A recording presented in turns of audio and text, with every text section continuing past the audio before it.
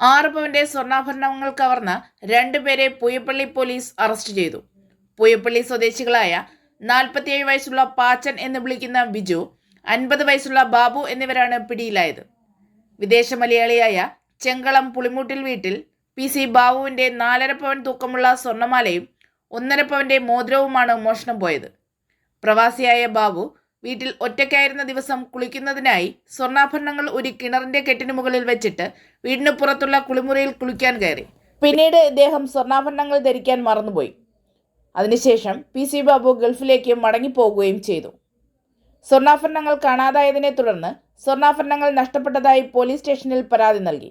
അന്വേഷണം നടത്തിയ പൂയപ്പള്ളി പോലീസ് ബാബുവിന്റെ വീട്ടിലെ പുറംപണിക്കാരനായ ബിജുവിനെ കസ്റ്റഡിയിലെടുത്ത് ചോദ്യം ചെയ്യുകയും ഇയാൾ കുറ്റം സമ്മതിക്കുകയും ആയിരുന്നു. കിണറിന്റെ വക്കിൽ നിന്നും എടുത്ത ആഭരണങ്ങൾ ബിജു ബന്ധുവായ ബാബുവിനെ ഏൽപ്പിച്ചു. ഇവർ ആഭരണങ്ങൾ മുറിച്ച് പല കഷ്ണങ്ങളാക്കി സ്വർണ്ണക്കടകളിൽ വിൽക്കുകയായിരുന്നു. സ്വർണ്ണാഭരണങ്ങൾക്ക് 4 ലക്ഷത്തോളം വില വരും.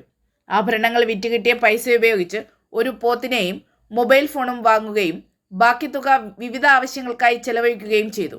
പൂയപ്പള്ളി CI ബിജു STയുടെ നിർദ്ദേശപ്രകാരം SI രജനീഷിന്റെ നേതൃത്വത്തിൽ SIമാരായ അനിൽകുമാർ, രാജേഷ്, സിവിൽ പോലീസ് ഓഫീസർമാരായ റിജു, അൻവർ എന്നിവരടങ്ങുന്ന സംഘമാണ് പ്രതികളെ അറസ്റ്റ് ചെയ്തത്. കോടതിയിൽ ഹാജരാക്കിയ പ്രതികളെ റിമാൻഡ് ചെയ്തു.